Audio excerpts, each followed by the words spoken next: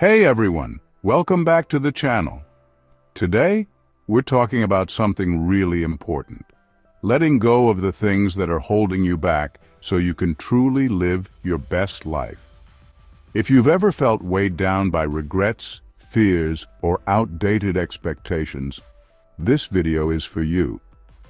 Because aging isn't about stopping. It's about freeing yourself to enjoy life in a whole new way. So stick around, because I'm going to share some powerful insights on what you need to forget in order to live fully. And trust me, by the end of this video, you're going to feel lighter, happier, and ready to embrace everything life still has in store for you.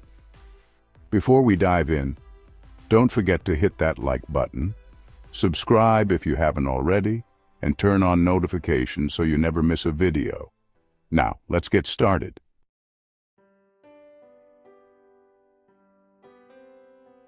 Number 1. Forgetting the weight of past regrets. You've lived a long life, and with that life comes a past, filled with choices, some great and some not so great. Maybe there were opportunities you missed, relationships that ended poorly, or moments where you wish you had done things differently. I get it. Everyone carries regrets like old luggage, but let me ask you, how much longer do you want to keep carrying that weight? Think about it. Has regret ever changed the past? No. But it has taken up space in your mind, stolen your joy, and kept you from seeing the beauty of today. I remember reading about an older gentleman who spent years regretting not telling his late wife how much he loved her every single day. It ate him up inside. Until one day he decided to stop punishing himself and start honoring her memory instead. He began writing letters to her, pouring out all the love he still carried. He started volunteering at a community center, giving love to others who needed it. Instead of letting regret keep him trapped in the past, he transformed it into a force for good. The lesson? Your past does not define you. How you choose to live now does. Write down one of your biggest regrets. Now, instead of dwelling on it, ask yourself, what lesson did this teach me? How can I use that lesson to improve my life today? Then take action, whether it's reaching out to an old friend, forgiving yourself, or simply deciding to focus on the present. Choose to move forward.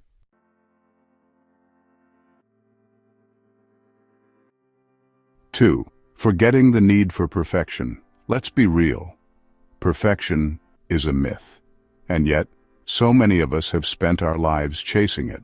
The perfect career, the perfect home, the perfect relationships. But perfection is exhausting, isn't it? It's like trying to catch smoke with your hands. I once read about a retired woman who had spent decades obsessing over keeping her home immaculate.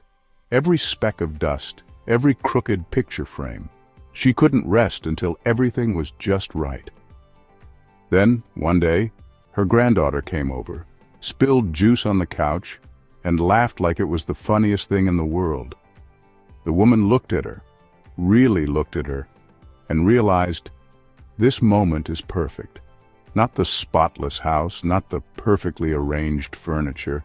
This. If you've spent your life trying to be perfect, let me tell you something. You don't have to anymore. People love you for your quirks, kindness, and presence, not because you get everything right. And honestly, the most beautiful moments in life are often the messy ones. The next time you catch yourself striving for perfection, stop and ask, will this really matter in a year? If not, let it go. Give yourself permission to embrace the imperfections of life, because that's where the magic happens.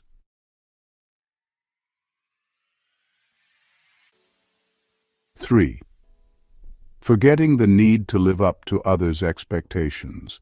For so much of your life, you've probably lived by a set of rules that weren't even yours. Society, family, friends, all telling you how you should live. Maybe you were told to dress a certain way, act a certain way, or follow a certain life path. And maybe you did, because that's what was expected of you. But now is your time. Your time to decide who you want to be, what you want to do, and how you want to live. I came across a story about a man in his late 60s who had always been the serious one in his family.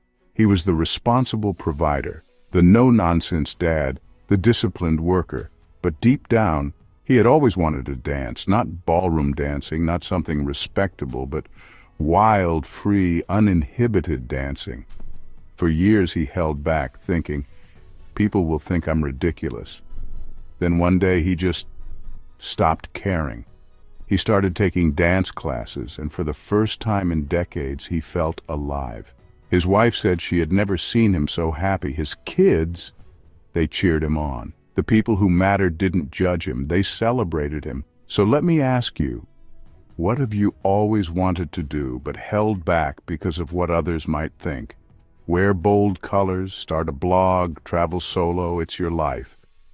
The only expectations that matter now are your own. Take a piece of paper and write down.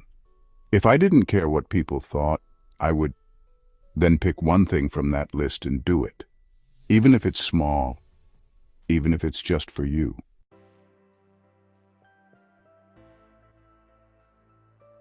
4. Forgetting the notion of it's too late.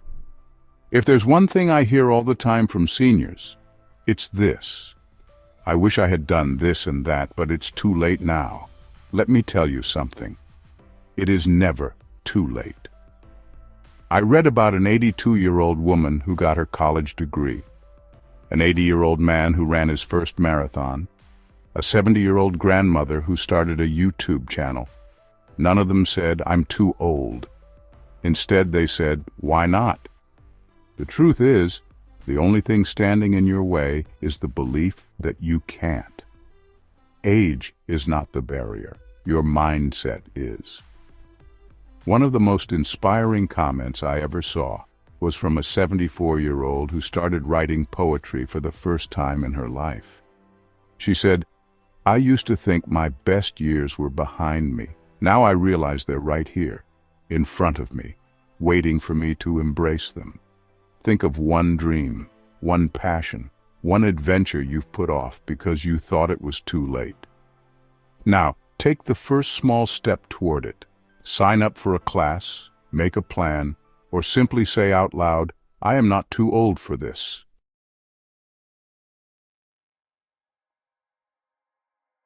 5. Releasing the fear of change. Change is scary, isn't it? After decades of building a life, forming habits, and settling into routines, the idea of everything shifting can feel overwhelming. Maybe it's the loss of a spouse, retirement, moving to a new place, or even just the way the world is evolving around you. It's tempting to cling to the familiar, even if it no longer fits. But here's the truth. Life is change. It always has been. And resisting it doesn't stop it from happening. It only makes it harder to embrace. I remember reading a story about a man named Joe who had lived in the same house for 45 years. His children had moved away, his wife had passed, and suddenly the home that once felt so full of life now felt empty. He resisted moving, fearing that a new place wouldn't feel like home. But after much encouragement, he took the leap. And you know what? He found a community of friends, started playing chess at the local park. And for the first time in years, he felt alive again. The lesson? Change isn't the enemy. It's the beginning of something new. Instead of fearing change, ask yourself, what is this change making possible for me? A new adventure, a new passion, a new friend.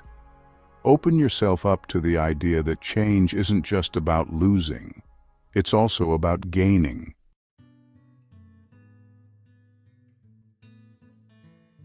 6.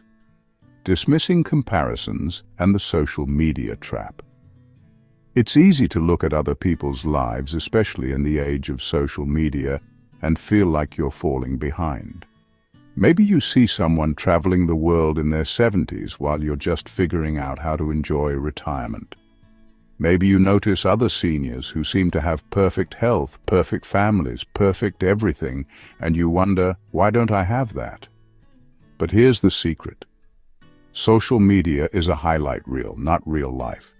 People don't post about their struggles, their fears, their bad days. They only show the best moments. And comparing yourself to someone's carefully curated version of reality is unfair to you.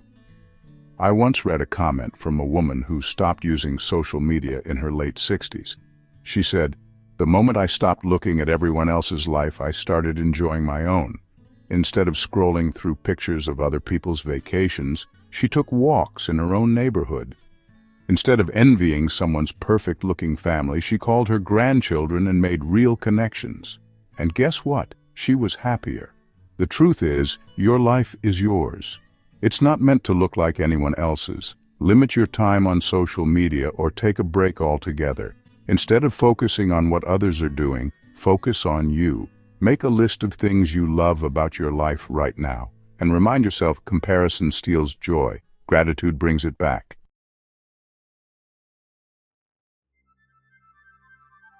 7. If you had a friend who constantly criticized you, told you that you weren't good enough, or pointed out everything wrong with you, would you keep them around? Of course not. But for many years, you may have been speaking to yourself that way. Maybe you've told yourself you're too old to try something new. Maybe you've criticized your appearance or doubted your worth. That voice in your head, the one that whispers, "You're not enough," has been there for a long time. But it's lying to you. I once read about an older woman who spent decades hating how she looked. She would avoid mirrors, refuse to be in pictures, and always feel self-conscious. Then one day her granddaughter said, "Grandma, I love your wrinkles." They mean you smiled a lot. That simple comment changed everything. Instead of seeing age as something to be ashamed of, she started seeing it as a mark of a life well lived. You are not too old. You are not past your prime. You are not less than. You are a masterpiece of experience, resilience, and wisdom. Start by changing the way you talk to yourself.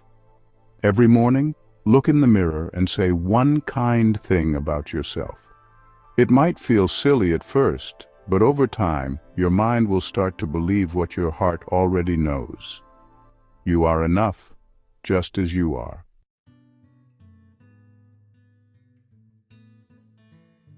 8. Letting go of the need to control everything. For years, maybe even decades, you were in control. You raised a family, managed a career, made decisions, and kept things running. But as life moves forward, control starts slipping through your fingers. Sometimes in big ways, sometimes in small ones. Your children make their own choices, sometimes ones you don't agree with. Your body changes in ways you didn't expect. The world moves faster, technology advances, and you realize that no matter how much you try, you can't control everything. And that can feel terrifying. But here's a truth that many seniors have discovered. Letting go of control doesn't mean losing yourself. It means freeing yourself. I remember reading a touching story about an elderly man who had spent his whole life trying to micromanage everything. His kids' lives, his daily routine, and even his wife's way of doing things. When he was older, he realized that trying to control everything was exhausting. So he made a decision. I'm going to let go and just enjoy what comes. And suddenly life felt lighter. He laughed more. He went with the flow. He embraced the unexpected. And for the first time in a long time, he felt peace. Because the truth is, when you stop trying to control everything, you gain something even better: freedom. The next time you feel the urge to control a situation, stop and ask yourself, does this really need my control? If not, let it go. Trust that things will work out, even if they don't happen exactly as you planned.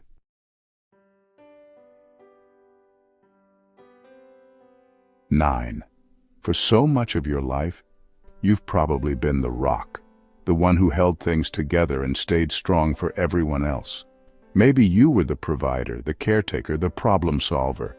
And somewhere along the way, You started believing that showing any kind of vulnerability was a sign of weakness. But here's the thing. True strength isn't about never breaking. It's about knowing when to let yourself be held. I remember reading a touching story about a man in his late 70s who had lost his wife after 50 years of marriage. For months, he bottled up his grief, telling himself, "I have to be strong for the kids." But one day, his daughter found him sitting alone in his chair, tears silently falling down his face. Instead of brushing it off, she sat next to him and held his hand. And something changed in that moment. He realized he didn't have to be strong all the time. He didn't have to carry everything alone. And when he finally started sharing his grief, instead of hiding it, he found support, love, and healing. The truth is, you don't have to be the strong one all the time. It's okay to ask for help. It's okay to say, "I'm struggling."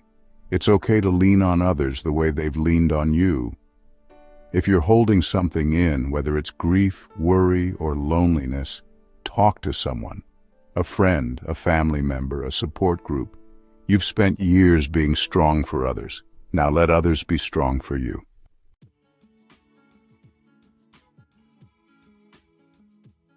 10.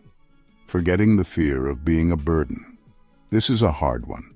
So many seniors feel like they are in the way, like their presence, needs, or struggles are too much for others to handle. Maybe you worry about asking your kids for help. Maybe you hesitate to reach out when you're feeling lonely. Maybe you even avoid talking about your health issues because you don't want to bother anyone. But let me ask you this. Would you ever consider your own parents, your best friend, or someone you love a burden? No. You would want to be there for them. You would want them to lean on you. So why do you think you don't deserve the same love and care? I read a beautiful comment from a woman in her 80s who finally admitted to her son that she was struggling with simple tasks. She was afraid he'd see her as weak. Instead, he hugged her and said, "Mom, you took care of me my whole life. Let me take care of you now." She realized in that moment that love isn't about keeping score. It's about showing up for each other, no matter what stage of life we're in. The people who love you want to help. Let them. If you need help, ask for it. Whether it's a ride to the doctor, assistance with groceries, or just someone to talk to. Don't let fear stop you from reaching out. You are not a burden. You are loved.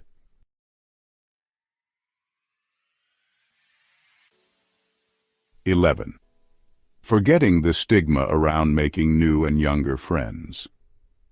There's this idea that as you age, your social circle has to shrink, that friendships should only be with people your own age, and that forming deep connections later in life isn't as meaningful. But that couldn't be further from the truth. Friendship isn't about age, it's about connection. I came across a beautiful story about a 75-year-old man who started taking a painting class at his local community center. At first, he worried he'd feel out of place among the younger students. But then something unexpected happened. He became friends with them. They talked about art, about life, about everything. And he realized that friendship isn't about when you were born. It's about shared interests, mutual respect, and the joy of being around good people. Some of the most enriching friendships can come from unexpected places. Younger friends bring fresh perspectives, energy, and new experiences. Older friends bring wisdom, patience, and guidance. When you mix the two, you create something beautiful. Be open to new connections, whether they're older or younger than you. Join a book club, take a class, or strike up a conversation with a neighbor. You never know who might become a lifelong friend.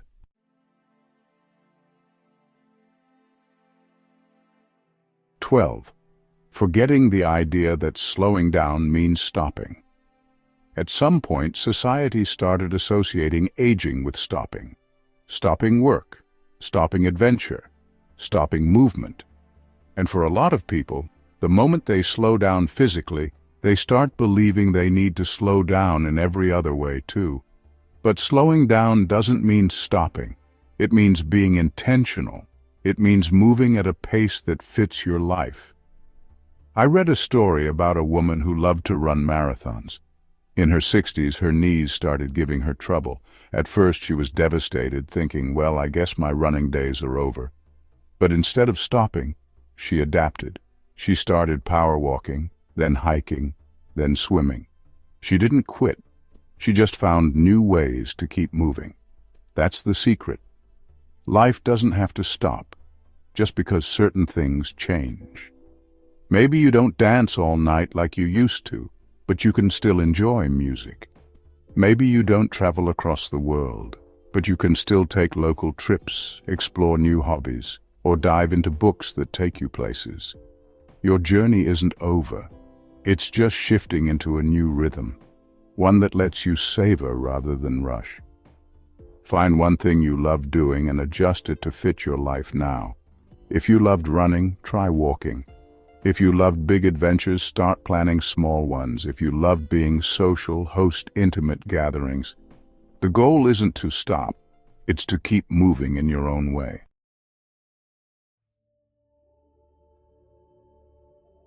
13.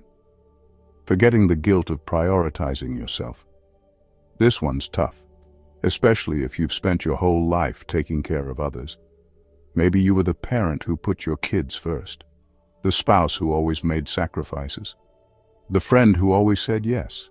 And now, when you finally have time to do something for yourself, there's this little voice whispering, "Is this selfish?" Let me tell you right now, it's not selfish, it's necessary. I came across a story of a grandmother who spent years always putting her family before herself. She loved them, but deep down she felt exhausted, like she had lost parts of herself along the way. One day her daughter said, "Mom, when was the last time you did something just for you?" And that question hit her hard. She couldn't remember. So she started small. She took a painting class. Then she took a solo weekend trip. Then she started saying no to things she didn't actually want to do. And guess what? Her relationships improved. Because when she finally cared for herself, she had more energy, more joy, and more love to give to others. The reality is, prioritizing yourself doesn't take away from others. It adds to what you can give. Ask yourself, what is one thing I've always wanted to do, but never let myself? And then, do it. Even if it's small. Even if it's just taking an afternoon to yourself. Because you deserve it.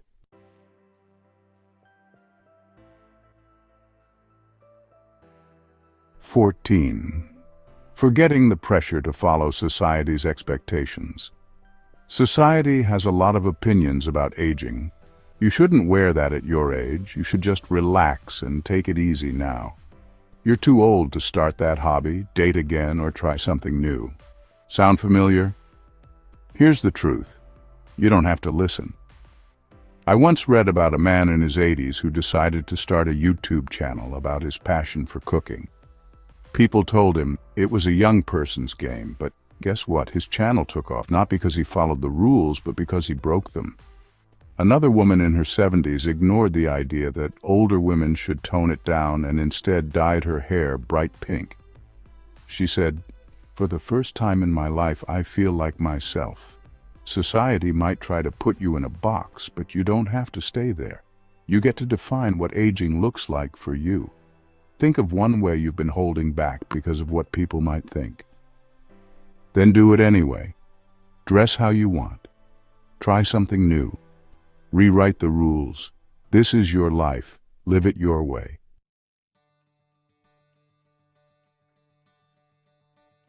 15. Forgetting the idea that the best years are behind you. This might be the most important one of all. It's easy to look back and think, those were the good days. Maybe you reminisce about when you were younger, stronger, or had more people around you. Maybe you think, nothing exciting is left for me now, but that's not true. The best years aren't behind you. They're right now if you let them be. I read a beautiful post from a man in his late 70s who said he thought his best days were over until he fell in love again, until he started painting for the first time, until he reconnected with an old friend. He realized that life keeps surprising you if you let it. The best moments aren't just in your past. They're in the next sunrise you watch, the next laugh you share, the next adventure, big or small, that you say yes to. You're still becoming. You're still growing. And there's still so much ahead of you. Instead of thinking about what's behind you, focus on what's ahead. Make a bucket list, not of things you missed out on, but of things you still want to do. Keep looking forward.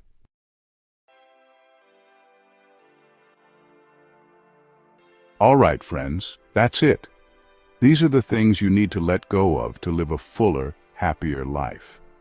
Remember, letting go isn't about losing. It's about gaining freedom, joy, and the confidence to live life your way. Now I want to hear from you. Which one of these points resonated with you the most? Or is there something you've let go of that changed your life? Drop a comment below. I read every single one. And if you found this video helpful, give it a thumbs up. Share it with a friend who needs to hear this, and of course, subscribe for more content like this. Until next time, go out there and live your best life. See you in the next video.